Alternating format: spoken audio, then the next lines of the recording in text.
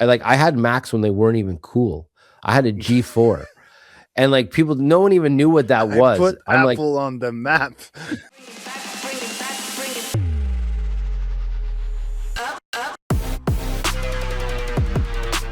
all right, welcome to the latest episode of Game Day Glare. I'm Lance. I'm with E. This is the podcast for sports videographers. How you doing, E? Doing good, doing good. Yeah, the days are feel just a little bit longer, like in terms of like sunlight. So like I kind of feel like we're just over the hill of the winter. The shorter days and darkness all the time. So it brings a little pep to my step. How about Getting you? ready for spring, eh? Getting ready for spring Exactly. and some outdoor Gotta go back. filming, maybe. Yeah, gotta go back to the gym. Get my That's beach yeah, body back yeah. I think my beach in body will action. be ready for 2027, not 2026. Mm. So today's episode, guys, we're back on our final episode of Overrated, Underrated. Today we're more focusing on editing, audio, AI, trends, all that stuff. We've already gone through gear, we've all gone through work setup and that. So let's kick it off. You want to Yes. start, E, or what? All right. Yeah. All right. So the first one is Premiere Pro. Is it overrated or underrated in 2026, in your opinion? It's tough. I find Premiere Pro is getting way too expensive, but they've done some really good upgrades, and I think they're trying hard to give us the value that we pay for. And in a professional setting, everybody is using Premiere Pro. Now, the other alternatives, Adobe, what you call it, Blackmagic, DaVinci Resolve, really, really good second choice. You pay for it once, it has upgrades in that, no monthly subscription. There is a learning curve, and there are some things in that editing software that I don't like compared to Premiere Pro because I am faster and more efficient in Premiere Pro. And then you got Final Cut that just came out with this whole new ecosystem where they kind of copied Adobe, where they have the Final Cut suite now, but it's pretty cheap. But as of online lately, everybody's complaining that their Final Cut Pro is not working. So this will be eventually fixed in that, but there's having issues with it. And then you What's have in the suite? so you basically get your audio, your motion, compressor, everything that you used to have. So okay, so it's not new like software. It's just No, it's a new way packaged. to subscribe. Yeah, subscribe to it where you pay monthly. Oh, Where okay. So they before it was like basically just did what Adobe did like 15 years ago or whatever. exactly. So for me, I think Adobe is still in a good spot. I do wish it was a bit cheaper. So I don't think it's overrated or underrated. I think it's just on par. Like I think that's the standard is Adobe. What about you? How do you feel about Adobe?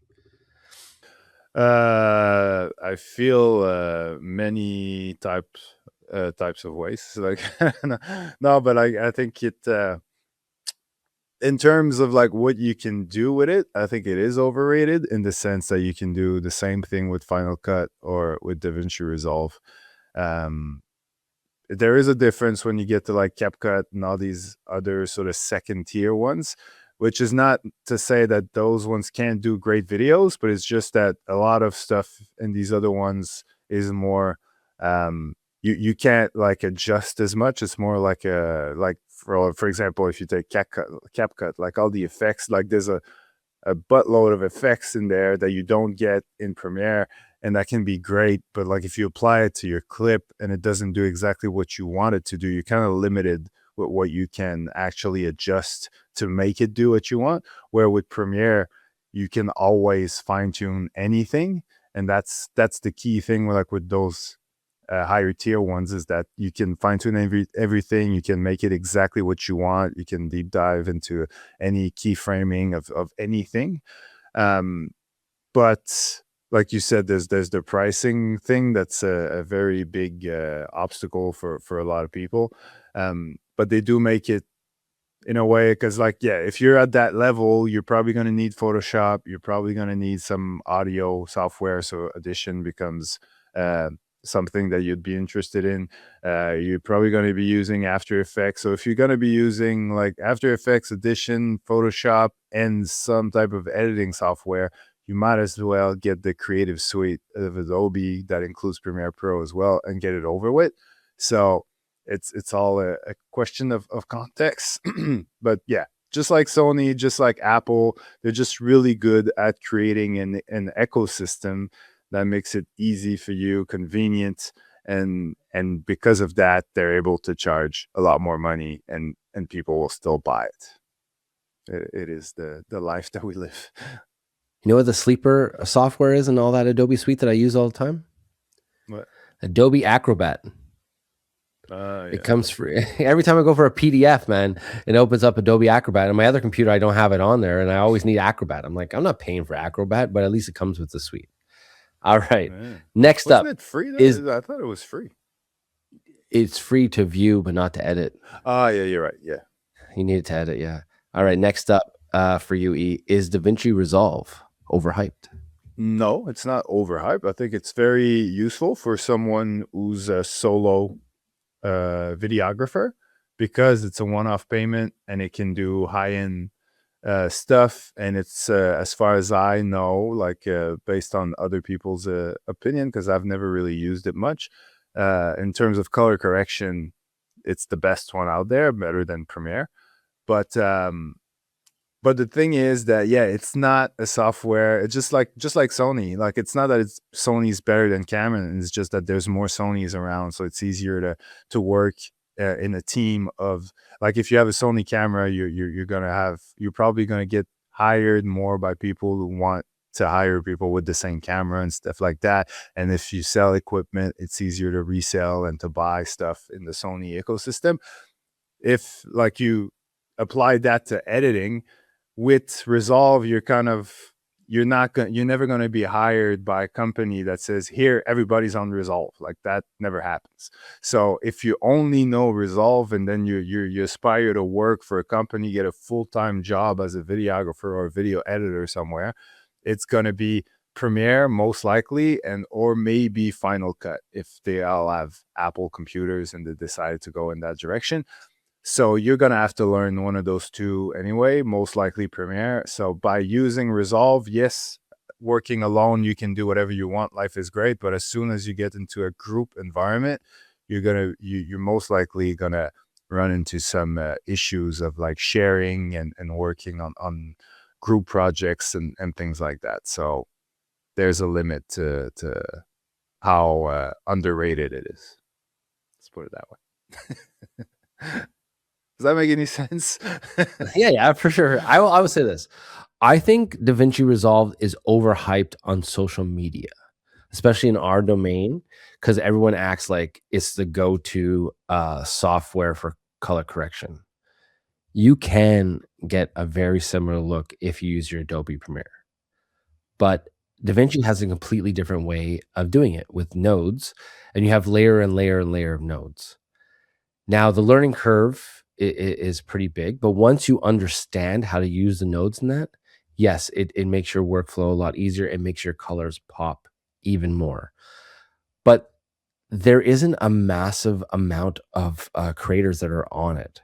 Like, I'd say the market is, say, 50% Adobe, and then the other two split by Final Cut and Premiere. By Final Cut and DaVinci. And even that, like, I'm just throwing out numbers, but the majority of people still work on Premiere Pro.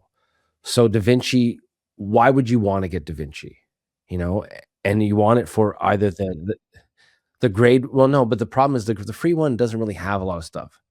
You have to get the paid version. The pros are you pay for it once, and then once you learn how to actually the learning curve, once you master that learning curve, the color correction is phenomenal. But do you have time to do that in a like, right, you and E, in between clients and projects and that, to go into a different software you're not 100% comfortable with? It's easier for us to stay in Premiere Pro.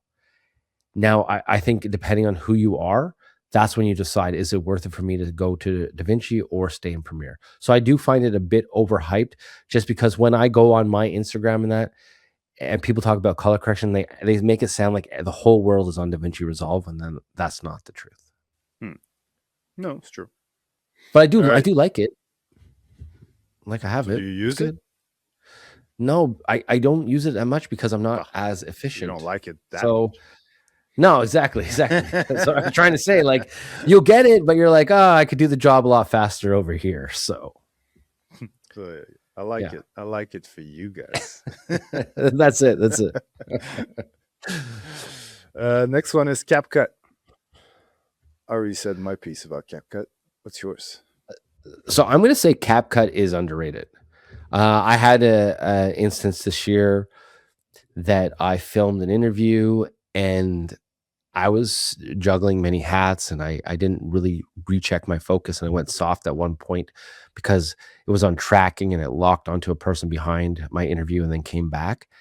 And I paid 16 bucks for 1 month of CapCut, and it fixed that clip in 2 seconds, where my paid DaVinci Resolve could not do it. That offers the same feature. So CapCut does have some great stuff, and Premiere just updated the rotoscoping tool because CapCut already had it. CapCut had an easy touch, and boom, your subject was subtracted from the background. One click. So Premiere used that. So I think CapCut is pushing the other video editing software because they are doing revolutionary stuff. You know, like rotoscoping with one touch was huge, but I still feel like it's not a professional software. I feel like it's meant to be a mobile software first, not a desktop software. But I mean, if you price wise are new and are comfortable with it, then I think it's a great tool to start. I don't think it's going to make you professional videos. I don't think it's going to get you that big contract. But if you're just posting on socials and having fun and want to share sports highlights in that, I think it's a great start, and I think it's an underrated tool. I agree. Nothing else to add. That's exactly what I think. Have you ever used CapCut though? Yeah, well, no, not more than a couple times, but yeah, not enough to be like super fast and efficient with it. But yeah, It's the issue I have with CapCut though is their timeline. It's like I'm used to a layered timeline, like say in Adobe Premiere, where that is the old Final Cut X timeline, where like, yes, just because something is on top of something, it doesn't mean that on the timeline it's actually on top of it. So I have a hard time grasping that. Once I kind of fool around with it a bit more, you kind of understand more. But I don't like that it's not a linear timeline. That's where it throws me off, and that's why I feel like it's not a professional software. You know? mm, yeah. What about Mac computers? Oof, are they overrated for editing? Hmm. Or for anything? I think the price is overrated. I think the Apple is very good at pricing. Like you say, oh, I want a new MacBook Pro, and you log on and you're like, oh, it's 2100, and you're like, oh, but I need more than 16 gigs of RAM. Oh, I need more than 256 gig hard drive, and all of a sudden your computer goes from $2,000 to $4,000 pretty fast. You know, so I think the pricing is a little overrated, but I've only ever used a Mac. I've never owned a PC. Never. I had Macs when they weren't even cool. I had a G4, and like people, no one even knew what that I was. put I'm like, Apple on the map. that's it. I'm like, yo, I had the first Firewire that used to control your mini DV camera, and that was like the shit back then. I even had a DVD burner that was like unheard of back then. Um, Apple is very stable. It's such a good ecosystem. So I'm willing to pay the extra money for the safety of knowing that my computer is going to work how I need it when I need it to work. Because I, knock on wood, don't really run into problems on my Mac. That's why I always stick with Mac. You? Yeah, well, I think well, first of all, I think that thing where you said, the base price is this, but then you add stuff other than data space. Like I think like these other thing, like the processor and all that, that was more the older, like the Intel um, Mac computers. Where now with the Apple chip, whatever it's called, like with the M1, M2, M3, all that, like that kind of changed because now, like, I mean, once you have one of those, you don't really need to boost it in order to be efficient enough to edit anyway. So like I have an M1 Max.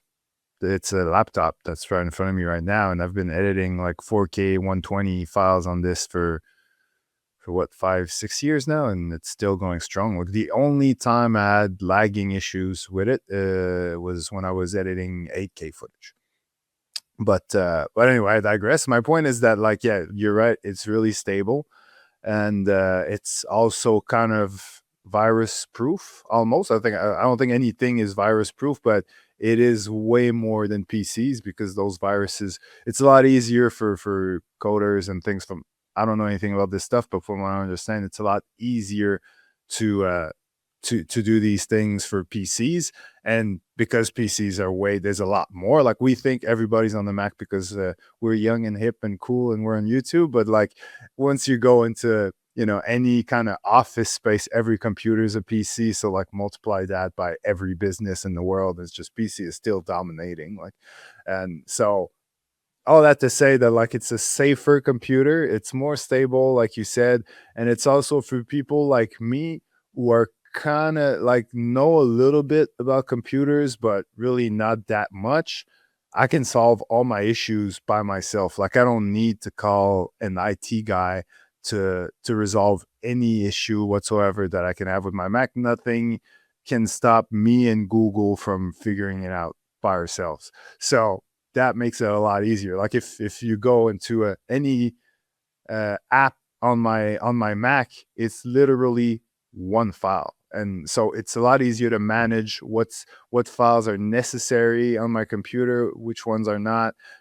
Where on the PC, it's a folder. There's about 1,000 files in there. I have no idea what any of them do except for the exe one that actually starts it. All the other ones, I have no clue what they do. So sometimes you move something by accident, or you know, you want to delete something, but did I really delete the entire thing, or did I just delete half of it, and then there's this other half that's just taking space on my computer, and then I finally decide to delete this other stuff, and then all of a sudden now when I'm exporting in After Effects, I get this error message. Nothing happens, but I still get that message every time, and it's like, you know, you get into this weird thing with PCs where you get these, you know, these warnings and these things that don't really affect anything, but they still, they show up, and then it's all messy and you don't really know why these things happen. And you don't get that with a, so basically for me, like, when you get a Mac, you get like peace of mind in all the different ways that I just mentioned. This in a similar way that I buy an FX3 instead of buying an 7S3. It's like peace of mind. I know I'm not going to worry about overeating and all these things. Like, that's why I like Mac computers. It's just, I'm not worried about lagging. I'm not worried about viruses. I'm not worried about file management. It's just, it's easy, it's convenient, and for that reason, I'm willing to pay a little bit more. But I do understand that for people who the budget is the priority, they look at me and like, what are you doing spending all that money on a computer? I've got the exact same power, the exact same everything for half the price. I'm like, yeah, but you had to put it together, and then all of a sudden you do an upgrade, and then your video card doesn't, your graphics card doesn't work with this thing, and that, like, I don't want to have to worry about that. Apple has not always listened to their customers. Like, for a while, I had the M1 and I had 2 ports on it. Now that I have like an M3 Pro, I have all my ports back. So they do some crazy things sometimes, but they do try to listen to the customers at one point. And, you know, I was like happy to have my HDMI port back, my SD card slot back, because they took that away, you know? And they are ever evolving, and they are trying to put out the best product possible. I know everybody is trying to put out the best product possible, but for a content creator, I I know feel we like are. it's the yeah, it's the most stable platform. Yeah.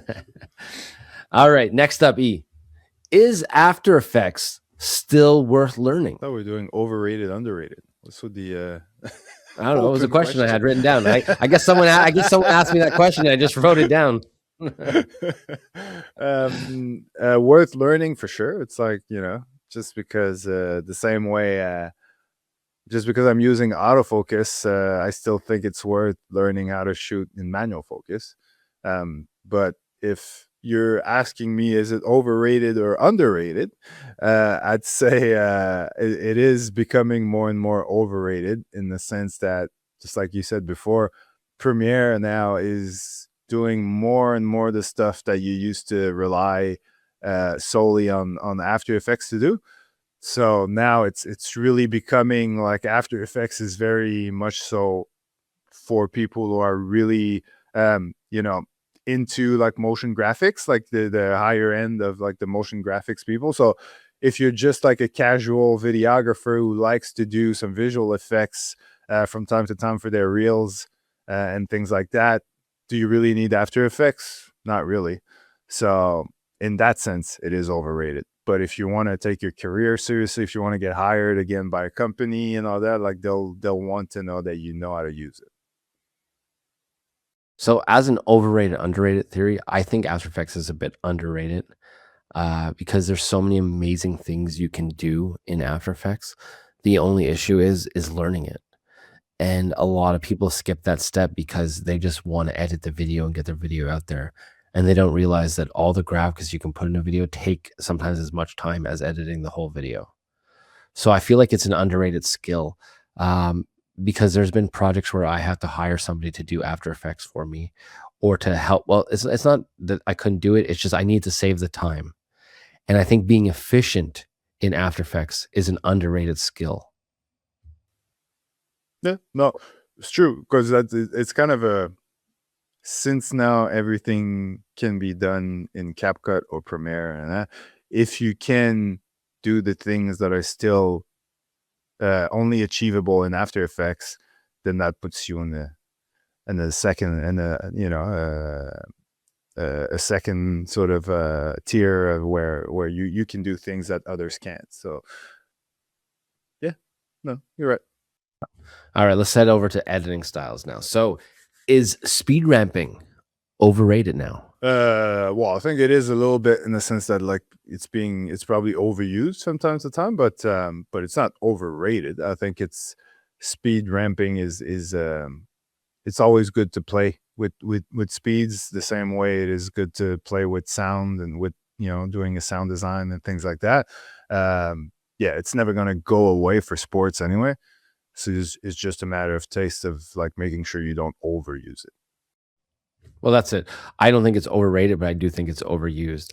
And the reason why it's overused is speed ramping is probably the first thing that you learn how to do that's super cool. And the second you learn how to speed ramp properly, you are using that all the time. And that's where, if you look on your socials and that, a lot of sports highlights have a lot of speed ramps and that, because it looks cool. But it's one of the first tools that you learn how to use, and you probably overuse it. I agree. Next one, are LUTs overrated or underrated? LUTs are tricky because no one ever uses it. Well, you're not supposed to use a LUT at 100%, right? So I'm using my LUTs Well, at anywhere we're from, talking creative LUTs, yes. yeah, I'm talking creative LUTs, 20 to 30%. Um, and I feel like I could maybe get that similar look myself if I work the colors. But where LUTs save me so much time. So I feel like the value is underrated on LUTs, because LUTs are created as a time saver. And I throw my conversion LUT on. I have my creative LUT through. I throw that on. I adjust the colors a bit. As long as my white balance is good, boom, it looks beautiful.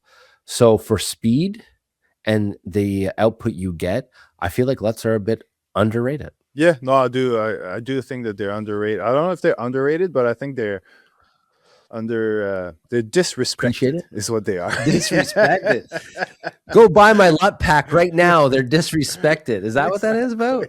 I get no respect. I'm a Rodney Dangerfield reference that no one will get. But anyway, I think, yeah, because like you're right, in the sense that you can do everything that a LUT does, but what a LUT does is not just adjust the yellow and the blues and the this and the that for the entire image.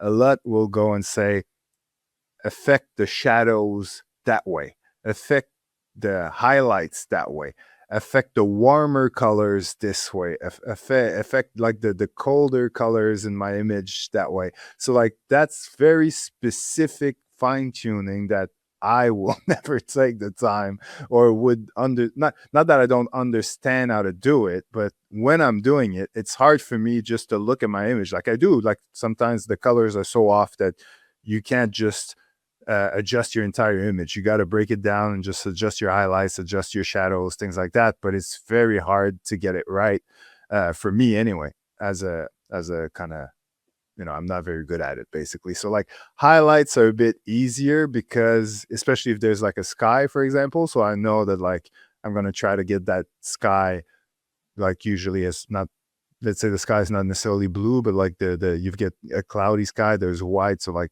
obviously if I'm playing with my image and the sky looks orange, I know that I need to adjust my highlights. Like that's what I mean. But but yeah, playing with the shadows, for example, like it's very hard just by looking at my image. You're like, ooh, my shadows, they need a bit of magenta, they need a bit of this. Like it's trial and error. And if it looks good, it looks good. If it doesn't, it doesn't. But it's so a lot like does all of that in a way that is smart, that is effective. And it's so in that sense, I think like people don't realize how much things are done inside a LUT, other than just oh, give it like a blue tint and a bit of contrast, like you know what I mean? Yeah. Yeah, there's a lot of work that goes into LUTs, right? That's why I use your LUT packy and I'm good to go. Exactly. All right, let's talk about another thing that you sell. Is sound design underrated? Mm. Because E does have a sound effect pack out there, guys. Yes, and it is disrespectful. Yeah, no, I think it's definitely underrated because people I don't think realize how like when you get into video editing, like video is in the name, so you kind of focus on I want visual effects, I want this to look amazing, and people don't realize sometimes how those videos that get them all pumped up and excited, they think it's because of the visual effects, but more often than not, it's the audio that got you excited. It's those little sound effects, those little like low pass effects, those little like moments that go up and down in the audio that gets you, no expecting something dramatic to happen. All these things like that's what's guiding your emotions most of the time is the audio. So a proper sound design is, and it's a lot easier to learn than visual effects. It's probably a lot faster to do as well. So it's a win-win-win-win-win. Everybody wins. So yeah, underrated still. Yeah, I have to agree with you. I feel it's underrated. I feel like sound design is one of those things when you start off, you don't pay much attention to. But the second you start paying attention to sound design and you start putting the right effects in the right spots in your videos, your videos just got upgraded. And I think as a beginner, the best way to upgrade your videos is with sound design because yes, it's a bit more work, but when you have the final output, it makes all the difference in the world. I agree. Um, well, VFX going the other way. Do you think they're well, like for me it's easy, like you just heard what I said. I think they're overrated in a sense that in compared to comparison to audio, I think they take too much people expect too much of them. They think that it's all in there when in reality there's a lot that goes through audio. But what do you think? Well, that's the question, right? Are VFX necessary or the distraction? And sometimes they're a distraction. Like I'm a clean editor. I like clean cuts. I like fast paced cuts. I like stuff like that. And I feel like sometimes people put way too much visual effects in their stuff when it's not needed. There is a time and place for it, and I feel like timing and visual effects is something that you have to master. And visual effects are very time consuming depending on what you want to do. So I feel like visual effects are a bit overrated, at least for what most people are posting their stuff on socials. If you're doing broadcasts and you're doing, I don't know, say like the Super Bowl, yeah, then you need visual effects in all those videos, and they have to have some weight behind them, and you have time to work on it. But for Instagram posts or quick little client videos, and that I don't think you need to be VFX heavy at all. Hmm. Yeah, no, I agree. 3D. 3D. 3D. I'm gonna say it's underrated only because I have no idea how to do 3D. Okay, I don't do anything 3D, and I really wish I knew how to do 3D. But when I do see somebody who could do something really cool in 3D and add to their videos properly, wow, I'm very, very impressed. So I think it's an underrated skill.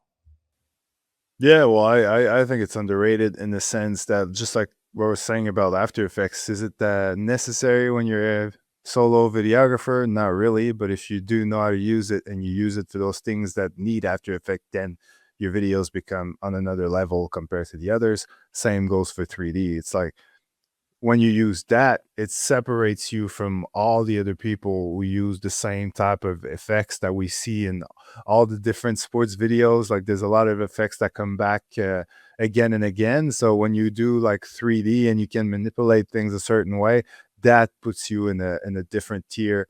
I could almost say S tier. But yeah, it just separates you, and it's gonna attract, like if you're looking for work, like that's definitely a skill that people are gonna be like, are gonna say like, oh yeah, this guy or that girl can definitely improve our videos by joining our team. So it is a very valuable skill to have, even if you're not going to be using it necessarily in every video. Now, I do have two questions that people wrote in. So one is, what subtle thing makes edits feel pro? uh what subtle things make edit, well, I'd say sound design, not to sound too Yeah. repetitive, but yeah, sound design is probably the first one that comes to mind. Yeah, me too. I think sound design and color correction. Color correction, just make sure, because especially if you're filming sports and you have to move around, make sure your white balances are all pretty level and pretty close to each other. Because having the right color throughout the video makes it feel a little bit more pro and less amateur. I was just gonna yeah, finish your thought on color correction, because I think like people, they think color grade and they forget about color correction. Because like so many times, like I get the question like, oh, I use the same camera as you, or I use like a pretty good camera, like how come your footage looks so much better than mine? Like it didn't in camera. It looks better now because I, adjusted the exposure and the colors on every single shot. I made sure that every time there was a cut, the shot looked the second shot looked exactly like the shot before, so that it's all seamless. And then I had a grade on top of that, so like it's just, yeah, there's work that goes into this, and that makes it look good. It's not just the camera or the lens or just shooting and then putting like editing together and then boom, it looks amazing. There's levels to this shit, as they say in in Well, sports. that's it. It's silly, but just adjusting your white balance on every clip to get them the same helps with your color, and it's an extra step. And you have 50 clips on your timeline. Well, that's 50 clips you got to check to make sure that you're good. I mean, obviously, there's times where you get away where you're like, I just shot from this one spot, and that's why you have a manual white balance at this white balance. So I know if I color correct this one clip, all the other ones in that same area are all done also. So that's why manual white balance is so important. Now, the next question that I have is, when do you stop touching an edit? When is that moment where you feel like, okay, my edit's done? Because there are always little tweaks that you can do to an edit. So at what point do you get to a video when you're happy with it and you're like, all right, I'm good? Hit the deadline. That's that's as simple as that. that's actually the real truth. When is this video due? That's Yeah. when I'm done editing. Yeah, if I've got 3 weeks to work on a video, I'm probably gonna take 3 weeks to do it. And if I got 3 hours, I'm gonna take 3 hours. So yeah, that's it. That's the answer. So what I think when you have to when you want to know if you're done a video is, when are you happy with it, right? Or when do you feel like it's as close to as perfect as possible and meeting your deadline? If you have no deadline, then yeah, you can work on that video forever. But eventually you get to a point where you feel like, okay, it's where I want it, it's where I feel like it should be, and you just stop and walk away. Because you could work on that thing for as long as you want, man. It's like a painting. People don't stop painting. You just keep going, going, going. Are you a painter? I used to. I used to paint. I used to do some watercolors back in CDEP. All right. Next up is audio. So are shotgun mics overrated? No, I love a good shotgun mic. I think, well, I don't want to jump the gun because if you're asking about shotgun mics, I'm assuming you're gonna ask about lapels, but I was gonna say lapels are No, actually, no. overrated. I don't even have lapels, so you could talk about lapels also. Don't worry. Well, yeah, I think I spent my most of my like the first at least first half of my videography career like just lapelling everything. But then I realized it's just because I was using A, not so great shotguns, and B, I wasn't positioning them properly. And also like it depends on the room and your environment and things like that. But when you listen, if you put a shotgun mic like properly positioned and you lapel someone and you listen to both, there's just so much more range in terms of frequency. The voice sounds so much more natural coming from a shotgun than coming from a lapel. So once you hear that, like I'm the type of guy that like it's like, yeah, as if you never had it, you never needed it, and you never cared about it. But once you hear it, it's like, oh yeah, that's what I can have. Like, why would I settle for this? Like, and at that point, I was always trying to make my shotgun work, which is convenient as well because that way I don't have to, put a microphone on people every time and then take it away and then hide the wire and all that sort of stuff. So it serves like multiple purposes. But yeah, I find that the audio from a shotgun, a good shotgun that's used properly, is much better. So I'm always going to try to make that work. A good shotgun mic goes a long way, especially in sports, because you want to pick up the sound that's happening on the field. You want to pick up players saying stuff, refs blowing whistles, all that stuff. So a shotgun is the easiest way to achieve all that. All right. Next up, is cleaning bad audio in post underrated? I think I've definitely do it a lot, especially the good thing with sports is that like if it's not voices, because cleaning audio is difficult when you're trying to if you're recording a voice and there's a music and noise in the background and other people talking, it's very hard to clean that up properly without massively affecting that voice that you're trying to save. But when you're just recording action and noise, not noise, but like action from the game, then you can really massively turn down other things. And the sound of like two people running into each other, if it's a higher frequency than normal, no one's going to notice, no one's going to care. You know what I mean? Like it's a lot easier to clean your audio when you're recording just sounds other than someone's voice. So in that sense, like, yeah, I definitely want to make the most of it so that I can hear a clear crunch when two people run into each other, or I can hear the basket, like the net when the ball goes through the basket, or I can hear a slap shot, or I can hear like a kick. Like if I can get rid of that noise, of the other noise, just to clearly hear that motion that I'm filming in a tight close-up shot, yeah, it definitely makes a difference. Or you can spend $47.99 on the sound effects pack and have all these things available and just put them underneath your atmosphere. That's what I do. Anyway. I'm gonna go a little opposite. I think what's underrated in cleaning audio is all the new AI tools we have that can help with audio. Especially like Adobe has a great one, this podcast voice studio that cleans your voice. And I think when you're doing interviews and stuff like that, whether you're using a shotgun or a lapel, a tool like that just enhances your voice and really drowns out the background. And I've used it quite a bit where I just drop in my raw clip, get my audio, and then put that clip back into my project. Now, in Premiere Pro, there is that same tool too, but I prefer the web version. I find the web version works a little bit better.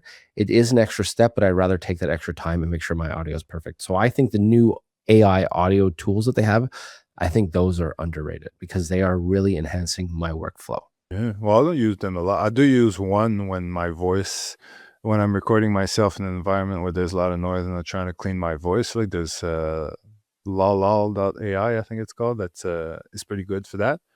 But I still I basically separate my voice from the noise, and it does a great job at that. But it does also affect my voice because it gets rid of frequencies that are also in my voice. So it does affect it. Makes me sound a bit like a bit higher pitched than I really am. So I do keep the noise track as well, but just play it at a lower volume to try to mitigate for that. So, I'll put my voice at a normal volume and then I'll put the noise at a lower volume. So it improves the situation, but I'm not trying to make it perfect because if I do make it perfect noise wise, yeah, it just sounds weird. Yeah, I do the same thing. I take my clean track, and then I'll take my original track, and I'll just lower my original track, say, by 8 dB or 6 dB, depending, and go that way.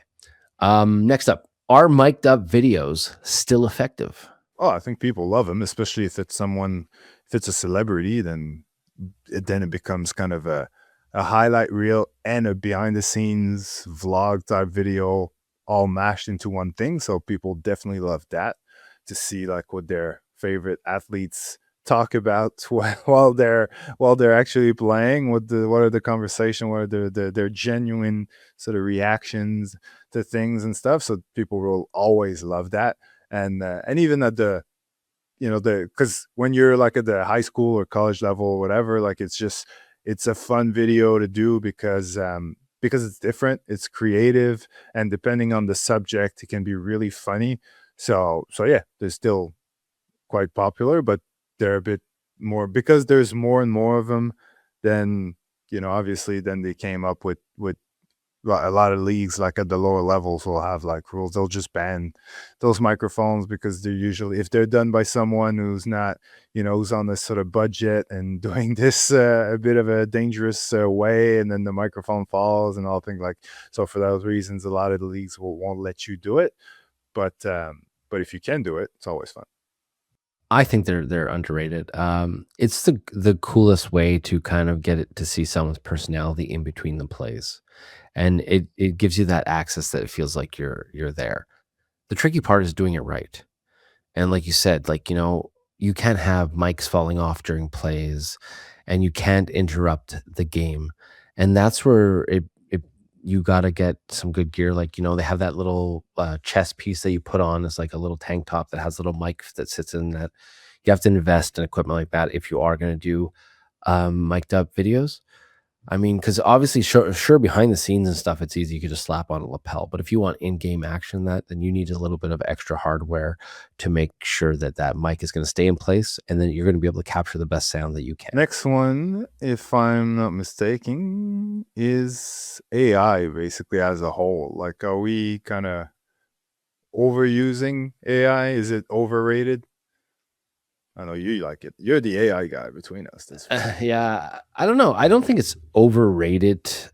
I do think though that AI has kind of this like little black eye when you're looking at software, especially in our creative thing. So, you go on your cell phone and it makes it look like you can create a video of E turning into a dinosaur, eating a pizza, and then coming back to the podcast in like 3 prompts, which is not the case at all.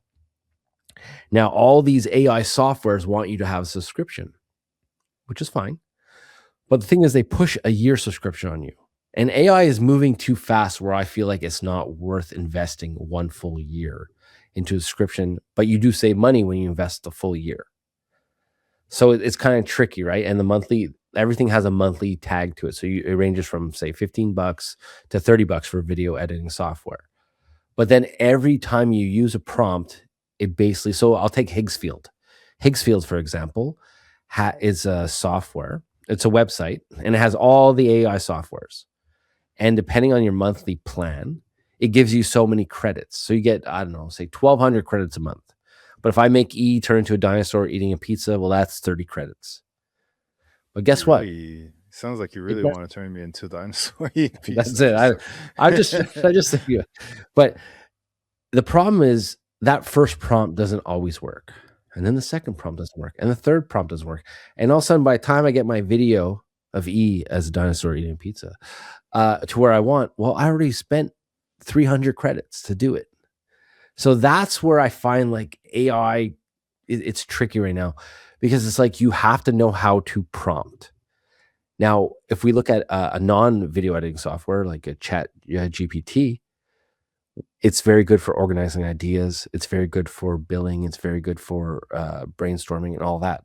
It's a different tool. So the thing is, as creators, is like, what AI tools do I need? What AI tools will make my job easier?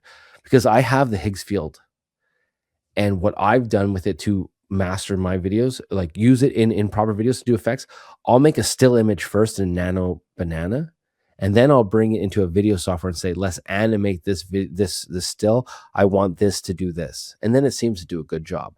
But if I take a picture of E, a dinosaur, and the pizza, it doesn't do that great of a job. So I feel like they're underrated in what you can do with them, but overrated in what they want you to pay for them. Does that make sense? Yeah. Well, I think like for me, it's like, first of all, if we're talking specifically sports videography, everything you just described, you can't really use it that much because it's never going to look exactly like the uniforms of the team that you're filming. And it's like unless you're creating like this 3D thing like that's going to zoom in onto the ball for some reason and make the ball, I don't know, explode or whatever the case may be, like that can be cool, but like you're not going to recreate a shot of your team doing a team play. You know No, what I mean? it would be But better as a transition. yeah, So, like, exactly. Like say if you yeah, have a guy catch a ball, you take a still of that last frame of the ball, and then you take a still shot of your first frame. Say if it's a drone shot, and you say, "Have this ball go to the drone shot." That's when you yeah, could use it, yeah, exactly, exactly. but it doesn't do it that great. Like you said, it will get mistakes. Like uniforms will be wrong, crowd looks weird. Like it's still not there yet. Yeah, no, I agree. And I think like for me, AI is good as a tool, but not as a creative sort of outlet. Like in the sense that like there's a lot of AI in every software that we use. Like for example, in Adobe, the fact that now like you can clean up the voice just by applying that I don't even remember what it's called, but like I'll give you like a podcast voice, I'll get rid of the noise, I'll like clean I think it audio enhancer or something like that. And yeah, just so that's AI, like, you know what I mean? So like to use it as a tool to improve what you're doing, what you're creating, like to improve, to help you be creative, that's great. What I don't like is using AI to create that, like when basically AI is taking over the creativity. Because yes, from a creator's perspective, it probably feels like it's saving you a lot of hours.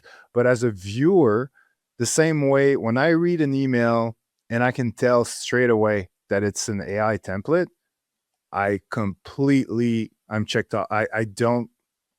Usually, to be honest, I stop reading and I delete it because I know that it's just like a sales pitch that's been created in AI and that they sent to like 1,000 other people, and I just couldn't care less. So if I get that feeling watching a video, I kind of have that same response. So like I don't want to watch, like if you didn't bother putting in the time to create this, why should I bother putting in the time watching it? Like you didn't even want to do it, so why would I be interested? So that's kind of where I'm at personally. But if you use AI as a tool to help you create, that's not an issue. So yeah. So I'll ask you a question then: Is AI speeding up creativity or killing it a bit? Well, I think it's speeding it up because if yeah, like I said, like if you're using tools that are using AI to help you like enhance a video, like enhance audio, do all these things, that's great. But if you're using AI to say, I want to do this, do it for me, that's where I kind of you lost me. You lost my interest because I don't want to. If that's what I wanted to see, yeah, I would just go on Sora and just watch clips of you know dinosaurs eating pizza. but like I want to like if I'm going to your channel, I want to see your stuff. I don't want to see someone else's stuff. Like if you're showing me the same way, like people who have like shorts and reels that are have nothing, they just like stealing content from someone and putting it on their channels just because they want the views. It's like, yeah, but those views are not like even if you do get, let's say, 1,000 views, it's 1,000 people who liked the video that someone else did, and you're not making money from this. So like, what are you getting out of this? You're just ripping someone, getting 1,000 views, like knowing damn well that those 1,000 people just watched someone else's video. So like, what's making you feel good inside exactly? Like you they didn't watch your stuff, you didn't make money, you didn't produce anything creative that made you feel good about yourself. Like what, why are you wasting your time doing this? Like I don't get it. So it's like the same thing with AI. If AI is doing everything and you're just in the, behind the scenes, like saying I'm going to use AI to create something for me, like what are you getting out of this exactly? Yeah, like AI is basically just prompting right now, right? And I feel like in the creative world, AI has opened a lot of doors. But at the same time, in sports videography, I feel like AI will enhance transitions. I feel like AI can be it can make stock shots of stuff that you didn't film that day. And I feel like you have to use it properly. And right now, a lot of stuff you see on Sora 2 and all that, it's all like funny videos and stuff like that. But in the sports world, net, I think keeping the real action that you filmed and then maybe adding a cool transition through AI is how the workflow should be in the future. And it is strange with AI because everyone's focused on content creators. Like AI is going to kill video editors, AI is going to kill videographers. No. I think it's going to open up more jobs because people are going to want to film real people. They're not going to want to see the AI stuff. And especially in sports, we're going to a sports game. We want to film the action. We don't give a shit about what's going on in AI, what prompt you can do. This kid's touchdown that I filmed, well, that's that kid. That's a real live clip that you need or want to see it. I just think that AI, you have to understand it's a tool to use to help us save time. I know, not everybody thinks that way, but I think in sports videography, that's how you should use it as a tool to save time. Now, are too many creators becoming dependent on AI? What do you think? Well, I think if you go on Instagram and TikTok, probably, but but in sports videography per se, I don't think so. I don't think it's, yeah, like you said, because sports is such a, we're so, the focus is a lot more on the actual person making the play, that if you don't have that person to begin with, everything else is irrelevant. So like the focus is always going to be on the athletes, and you can make it more fun and fun, like prettier and all these things with effects and filters and all that. But at the core of everything, you're always going to need the athletes doing what they do. So there's always going to be a limit to what AI can do for sports specifically. Other type of videos, then yeah, sky's the limit. But For me, the AI, I think it's great for helping brain dump my ideas. So if I have an NBA shoot, say for example, I'll put together everything I want to shoot and I'll tell it, hey, make me a shot list. And then it saves me time that way. I can go to the game, boom, I have a shot list on my phone. So try and figure out ways that it could save you time. That's how I would use it. And like even when I do use Higgsfield and that, I've used ChatGPT and did my brain dump, and I'll be like, hey, give me a prompt that I can use with Nano Banana Pro to create this image that I just described to you. Because sometimes when you put it in, and I explained how you're using all these credits up and it's not really giving you what you want, you're better off to work with another software and get that prompt perfect, and then bring it in and start adjusting because it will save you the credits and save you a bit of time. Because computers know how to talk to computers. We don't always know how to talk to the computer. yeah, no, I agree. Yeah. Yeah. Um, I guess that's pretty much it, eh? I think Yeah. so. I think Wrap this AI up. has saved us all this time, man. AI has saved us all this time. Exactly. Wrap this all up. We're good to go. No, Exactly. I'm not even here. whichever, let's say I'm you're an hanging AI out guy. with my dinosaur eating pizza. No, but as we wrap up the series, we try and do the series once a year, but please keep on sending in your questions and comments, and that we're happy to answer them. And it also helps us get material for the podcast when you guys send in all your questions and that. So, but that's it for overrated, underrated part 3.